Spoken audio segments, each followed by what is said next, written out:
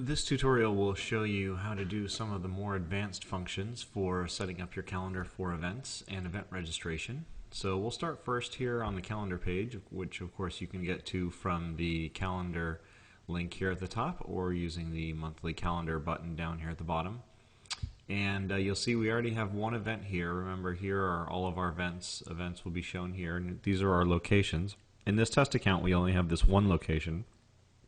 And then you can also click over here to the map and you can see where it is. When you want to look at an event in detail, you can click on the event.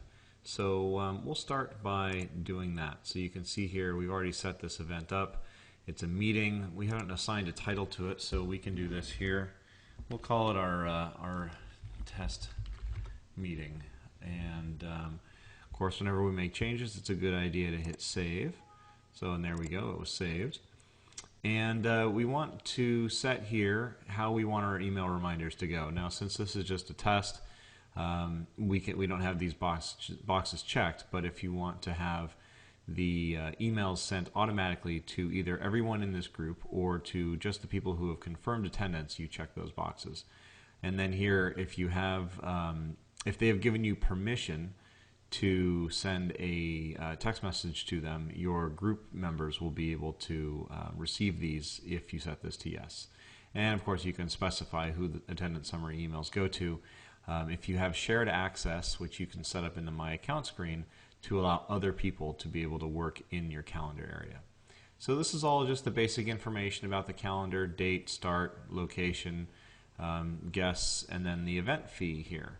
So let's start here. We'll say our event fee is a whopping $5. And so we have a few other options that show up when we do this, where we can say that no matter what, if someone no-shows, we're still going to charge them $5. And then we can check this box that says there's no way they can confirm attendance until they actually paid their event fee. So we're going to leave these off for the demonstration now. And then this allows you to allow public registration through the group website.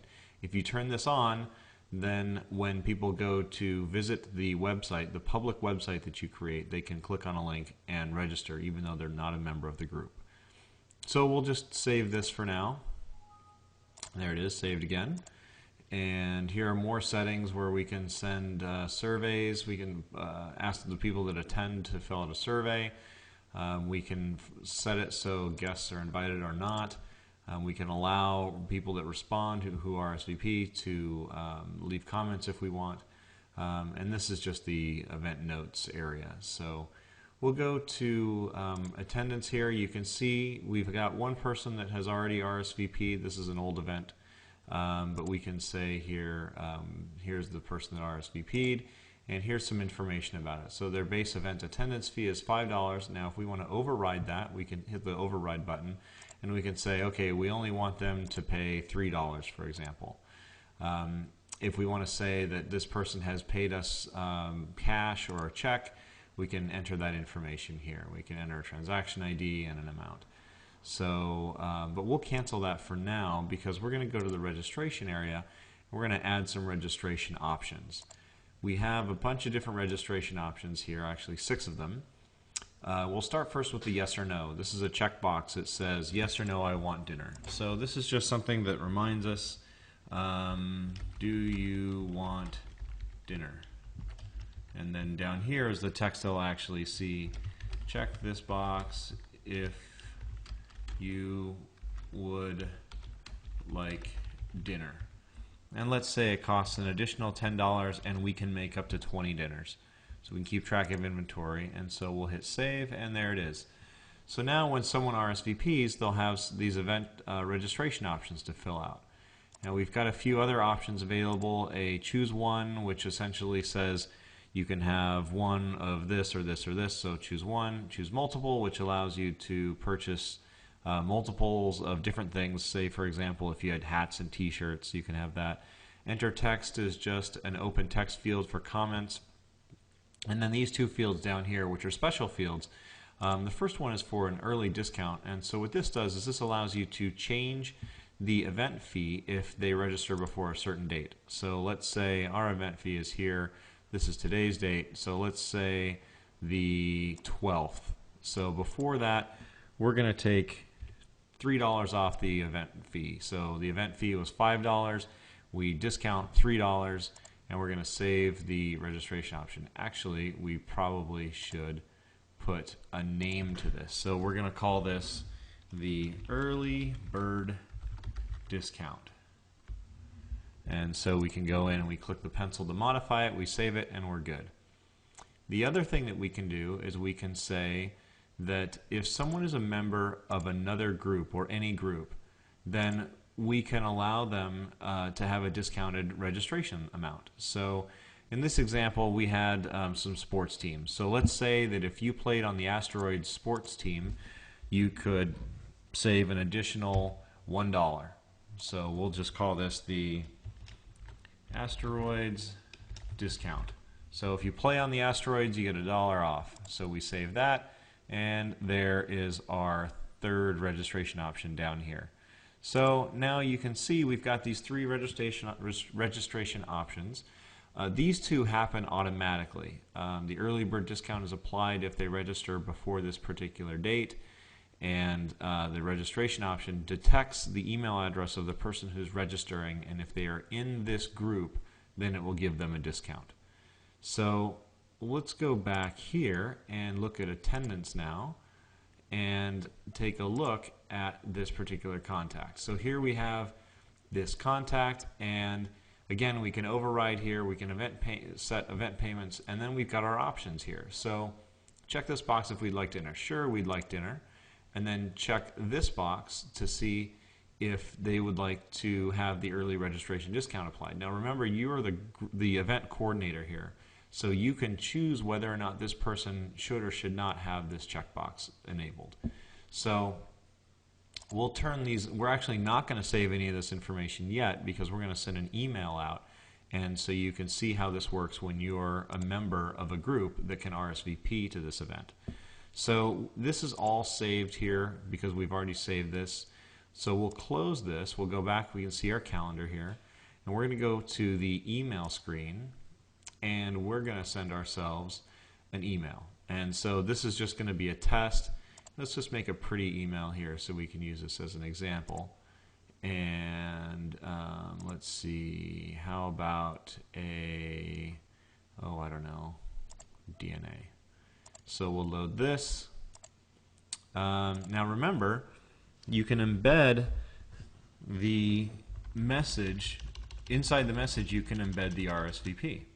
So the first thing we're going to do is, you see down here, we can include the event and attendance links here for our test meeting. And that's the only thing in our calendar right now, so in the future, and so that's the only thing that shows up. But we're here, and we want to include the RSVP there. So we're going to go to our special merge, and we're going to say the event here, and we're going to insert this. Here's our little notice that it was inserted. So now we just have this event placeholder. Very simple. And so now let's go and take a look at what the preview looks like. So here's our preview, and there it is. That's the beauty of this, where you can actually see that here's our message here, and here's our RSVP right in the middle here. Now if we want to change our confirmation status, now what this does is in this preview it actually looks at you as the group organizer and uses you as a test case. So we have already said we'd RSVP yes, so let's hit this attend and see what it looks like. So here it goes, it takes us to the attendance. So now we have our RSVP information here. It shows that yes, we will be confirming. Here's our location. Here are our options. So we have our dinner here of $10 and our $3 early bird discount. So this shows the other attendees. You can see their comments here. So this includes just me. And what we're going to want to do here is we have our $3 US dollars discount for early bird. And so that's how this comes up with this being $2. So now let's say we want dinner. So we're going to check this box, update event registration, and there it is. Our meeting will now cost $12. So now all we would have to do is hit play for event now, and it would take us to our PayPal site, and we can pay from there. One of the additional advantages you get for using this system is the ability to have people update their profile information. And so here we have name and demographic information, and down here we have the user-defined fields that we have applied here. And of course there's the map. So there's the map. It's kind of zoomed out just a little bit. So let's see, there it is. So there's where our event location is. So we'll go back to the RSVP, and there's what it looks like. Once you start accumulating RSVPs, you're going to want to start to keep track of the people who have paid in your accounting and your attendance. And so this is where the power of the system really comes into play. It really makes life easy for you. So here's our attendance summary, and this will show now that we've had one person RSVP that we are going to come. It shows that we've received $0 of $12 in total event attendance fees from all our attendees, meaning that we have $12 outstanding. So let's take a look at them. It's really just this one RSVP that we were playing with before. And here it is. Here's our attendee, and here's how much they owe, that person owes, and then here's a paid button. This makes it really convenient. If you receive a lot of checks or cash, you can just go in here and start checking off the people who have paid, and you'll see it's as simple as just clicking that, and there it goes away. So now it shows that they've paid, they don't owe anything, and this keeps track of the registration options they've signed up for. So we can click here and look in the detail, and sure enough, here was our manual transaction we just ran with that click, and it shows the event options, the registration options that we've set up here. So this is going to save you a ton of time. It's going to make it so easy for you to keep track of who all your attendees are, how much they've paid, how much they owe, how much you owe. All of them owe together, all their event options, the registration options, and you can export this data as well. So if you wanted to make a little printout that you want to bring to the event, or you want to copy and paste this into Excel or another spreadsheet, very easy to do. So we'll close this, and to show you a little bit more of the power and how much time you're going to save. So let's say we want to send up follow-up emails to people. This is a very useful function. You want to send an email maybe telling the people who have confirmed attendance something about the event, or to encourage them to sponsor the event now that they're attending. So let's just show how simple this is. We're going to add an attendance filter, and we're just going to select where contacts attended, or in this case will attend, this fictitious meeting, or this the test meeting here that's coming up, and we're just going to run our filter, and done. So there we have the person who has RSVP. Let's say we want to send a follow-up email to people who did not respond yet. Maybe we want to say, hey, we know you received the email, or maybe you didn't read the email. We want to know if you are coming. So just run the filter against people who did not respond, and there it is, everyone who did not respond. Couldn't be easier. So the last little bit I want to talk about here is just the calendar setup, and that's this little setup button here. And here's where you can see how you can set certain things up for your calendar that might be helpful to you. Here you've got the name of this calendar date range. You've got start and stop dates and times for different times of the day, for different days. And then here's where you can set some specifics for your event type. So here's meetings, and here's the certain color. So you notice on the calendar it was pink, and so we can change that here. We can change who the reminders go to by default, and how long the events are, and if we have a default location that should be associated with that group, that event type. So let's go to group setup, and you'll see here this is set up as a scouting group. We can change this to be whatever we want.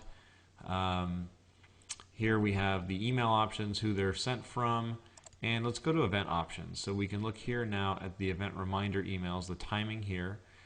Whether or not the group organizer, as the group organizer, if you want the attendance confirmations to be sent to you. So as soon as someone RSVPs, you can get an email that says, hey, this person RSVP'd. And these are different confirmation page formats. You noticed we were looking at a group, at a blue page there when we RSVP'd, and these are all these different formats that you can use. You can even include your own website design if you would like. So these are all different options for you. We'll go back to the calendar so you can see how it works. And remember, at the bottom of the calendar, we have some additional options for you for downloading the file and subscribing to the webcal. So people can add these to their Google calendars. That pretty much covers everything for events. As you can see, it's really simple, and if you have any questions, email us at support.